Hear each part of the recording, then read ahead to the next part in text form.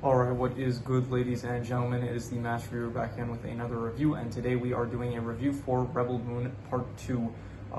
That's what the title of the video is going to be called, just Rebel Moon Part 2 review. It's also called like the Scargiver and the Curse of Forgiveness and Director's Cut Part 2, whatever. I'm just calling it Rebel Moon Part 2 review because it is simpler that way. So anyway, yes, I watched the second Rebel Moon movie, and right off the bat, I'll just say much better than the first one in my opinion, mainly because it is a lot shorter. And yeah, I am still a masochist though, so I did end up watching the director's cut instead of the original, which would have made it probably much more enjoyable if I did just watch the original, which is only 2 hours compared to the director's cut, which is almost 3. But yeah, so it's fine. The last movie, it took me like a full day to watch it. This one only took me half the day to watch it. So let us get into it, starting off with the plot. The plot of this one is basically where it basically takes up place where it left off in the last movie, where Noble, he's actually alive. He did not get killed at the end of the last film by Korra. He somehow got resurrected using like technology and magic and stuff. And technology, magic and stuff. And then you have the Korra with the crew that she gathered. They are in the village, and they realize that Aerys, he gets a message saying that the Imperium is still like they're coming to Veldt to get the grain and stuff. So they realize that, oh, okay, so Noble is not dead. He is still alive and he's coming after them, so they have to prepare. They have to like mount defenses and stuff, and yeah, all that stuff. And so they have to train the villagers, they have to train them to fight and stuff, and prepare defenses and all that. And then eventually Noble arrives and stuff, and they have a battle and stuff. The battle pursues, and then Korra and Gunnar end up sneaking onto the Dreadnought, which is the King's Gaze, the ship that Noble is on, and they end up managing to destroy it, and so the day is saved, and so they won. However, they did not win the war because at the end it shows like Belisarius, and it's like teasing a sequel. You know how he has all his forces and he's going to go after Korra because, you know, for revenge and stuff, and so yeah, it teases a sequel, which I don't really have a feeling it's going to be happening because these movies did not get the best reception. And honestly, I'd be open to a sequel if it was like, number one, like no director's cut, don't bother releasing it, just release the original one, like less than 2 hours. I think this would have been like much higher. I think if you watch the original movies, like you're probably gonna have a much better experience than if you watch the director's cut. So I think that Zack Snyder, what he should have done just originally, like, it's like it totals like over 6 hours worth of like watch time. I think he should have just like taken it, cut it down like half, and then you would have had like a very solid like maybe you could have split into 2 movies, but definitely if it's going to be a 2-parter, then like 2 hours each, which is what it was originally on Netflix. So I really should have just watched the original ones. I shouldn't have watched the director's cut. So I really did this to myself. I think if you watch the original ones like without the director's cut, where it's like each movie is only 2 hours, I'm pretty sure I think you would have a much more enjoyable time.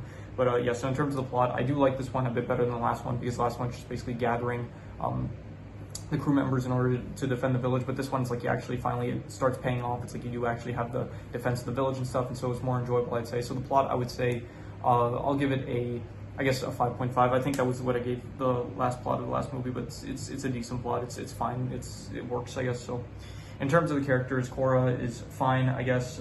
General types, I did like him more. I like the actor that plays him. I'm not gonna be able to pronounce this, but Jimin Hunsu. He's a good actor. I liked him. So he was good in the role. I do like Noble's actor, actually. I really like, I think Belisarius and Noble, I actually do think that they play like good villains. Like they are very sinister and evil. By the way, I didn't even know this, but apparently sinister originally meant just someone that's left-handed. So I was not aware of that. So but yeah, they do play like these very evil characters, which is good.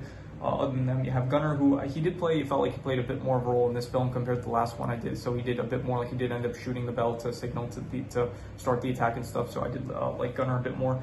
Jimmy really just very good in this film. The robot, he was very cool. Like his presence is like there was a shot of just him like in the middle of a battlefield with like surrounded by enemies, and just that was very cool. One of the best parts in the film, I think. So Jimmy was very good. Other than that, you have Nemesis, who, I don't know, she's in the film. She ends up dying pretty easily, though. So Tarak, he's there. Like all the people that they gathered from the last film, they're just like they're like fighting and stuff. So not really doing too much. You have Milius, who is also one of the ones that ended up joining them. So there's nothing really for me to say about these characters. They just ended up fighting to defend the farm people. So so in terms of the characters, I'm just gonna go with I'll go with, you know, because I really liked like Jimmy, Belisarius, and Noble. I actually did think that they played pretty good villains. I'm gonna give them I'll give it like a 6 out of 10. I'll be generous. Like it's like a 5.5 to 6, but I'll give it a 6 out of 10, I'd say. In terms of the settings and the sci-fi and stuff, I do think that it feels like the world itself is not explored as much in this film compared to the last one. However, it still does feel like it does feel like still a unique world, very much like its own thing. So because of that, I'll give the world, I think last video I gave it like in the last review for the first film, I ended up giving the world like a 6.5 good. So I think I'll just give that again a 6.5 because I do think the world is a good world and stuff. In terms of action, I think, okay, Zack Snyder, he uses way too much, he uses too much slow-mo. It's like, it's slow motion. Here, I used to play a game, like a mobile game called like Turbo Dismount, which is basically you just would get a dummy, you would put him in like a car or something, you would put some obstacles in the way, and then you would watch him like crash into the obstacles. And that was like a fun game because part of it was that you could like watch the replay in slow motion, and that's what you need slow motion for. It's like to watch specific like instances of like cool moments in slow motion. So it's like if there's an explosion or something, yeah, you can use slow motion for that. If someone gets shot in the face, then it's like, yeah, fine, slow motion for that. But you should not be filming like people doing farm work in slow motion. It's just completely unnecessary, and it takes out, it like devalues it when it's like you constantly just have slow motion. Even if you do then have a cool shot in slow motion, it's like, okay, it's cool, but at the same time, it's like I'm tired of this. Like I want it to just go in a normal speed. So yeah, but the action still, I would say like I'll go 6.5. I'd say, yeah, I think it was good. The action, I did like it. It was good with the villagers fighting and stuff, and all the combat towards the like with the defenses mounted towards the Imperium that comes to invade and stuff. It's all good. I think the action, so solid 6.5. In terms of the drama is basically just like will they manage to succeed in defeating the Imperium and stuff, and it felt. I guess fine. I'll give it like a 6 out of 10, above average. I'll say I think that's good for the drama. It felt dramatic, I guess, at moments. But once again, it's like a rewatch. Like technically the third rewatch for this specific film because I watched like originally when it came out, and then I watched the director's cut, and this is the second time with me watching the director's cut. So in terms of the worst thing, I think the worst thing is just. Once again, it's like the pacing is still like it's much better in this film. Like it does not feel like as much of a slog to get through, but it still feels like a lot of the stuff at the start with like them like I don't know, they wanted to like give backstories to the characters that they recruited from the first film, so they end up like having like they all talk about their stories and like why they're here and stuff, and it's like they end up having like teaching them they have to like farm and stuff to understand like the people and all that, and then they get gifts and stuff, and it's like cut some of that out. Like you don't need all that. Like make it shorter, make it like bring it from like the director's cut is like almost 3 hours. The original movie is like 2 hours. I think like the original movie was probably like it would have been a much better watch. So once again, just I think it's better. So I'm gonna whip out the score sheet now and just I'll give it a score specifically for the actual pacing. I'll say the pacing I'll give it like between a 4.5 to a 5. It's between like not good and not good or bad. I'm gonna give it like a 4.5. I think it was just not good. Much better than the last film though in terms of pacing. Just still like. You needed to cut some stuff out, like trim the fat, and it would have been much better. In terms of the best thing, I think the best thing was that stuff. Honestly, the one action sequence with Jimmy, like the robot, like with him, like just his presence in it, like he had the aura, he had the presence, like that's I don't know how else to describe it, but he had like he just stole the spotlight in like the one scene he was in where it's like he just like appears out of nowhere, all the enemies are shooting at him, and then it's like he's just beating everyone up because he's like laser proof and stuff, and then he jumps into the tank and then he like blows it up from the inside. It's just a really cool scene, so I like that scene a lot, and I would give that I'll give it a 7 out of 10. I'd say it's pretty good. So yeah, extra notes. I do have a lot of extra notes actually. I do like actually that they ended up using the grain as like insurance. It's like I did wonder like, okay, can't they just shoot them from orbit and stuff, like get this whole thing done quickly? But then it would make sense that like no, it's like if they put the grain around the houses and stuff, then they can't just shoot the houses. So that was actually a smart decision, I think.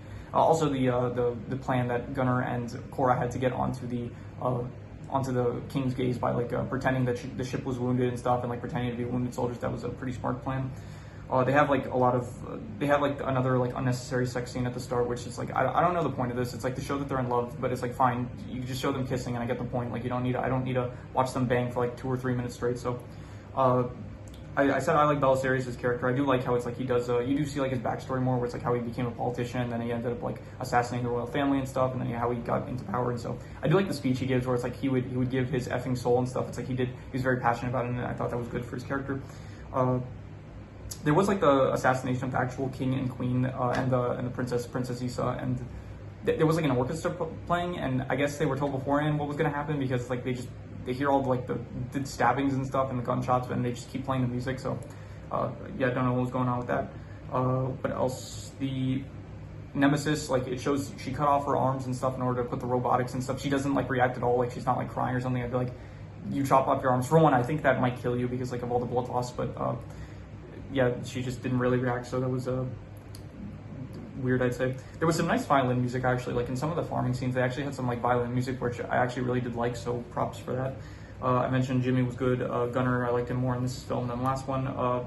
The blood, they use like a lot of blood still, which like it feels like they're doing it like for the R rating and stuff, but it looks like a lot of like paint splattering, to be honest, or like jello, like throwing jello around and stuff like that. It doesn't really look like natural blood really, so also a lot of characters, they wear armor. It feels like it doesn't do shit. Like it doesn't stop laser blasts. It doesn't really like, I'm pretty sure at one point it showed like Titus's flashback and stuff. I think he just punches a soldier in the face, and it's like he's wearing a helmet and stuff, but he still like ends up bleeding. It shows like blood splattering everywhere. So the armor just does not do anything in this movie, and just doesn't help for shit. So, but there is a lot of plot armor. I'll say that. Like Tarek, Titus, I feel like they absolutely should have gotten shot in some scenes, but they didn't.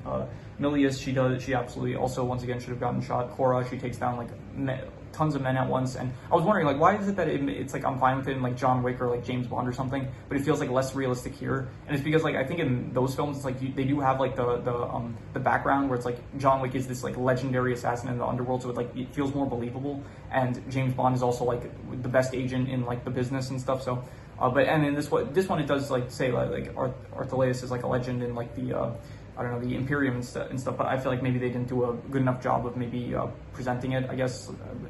Maybe it's because they like showed flashbacks of her, and so we saw her like as a soldier and stuff, so, and we didn't really see any flashbacks of like John Wick or James Bond of like them in their youth, so because that like we have a different, like we know less about their past and stuff, so we have a different like impression of them as characters compared to Archelaus, where it's like if they showed like flashbacks, then she feels more of a grounded character compared to like James Bond and John Wick. So anyway, what else? I will actually say, I think the swords in these movies, I think they're actually cooler than lightsabers, because lightsabers, they kind of just bounce off each other when they hit. These ones, it's like they have like steam coming off of them, which I actually think is really cool.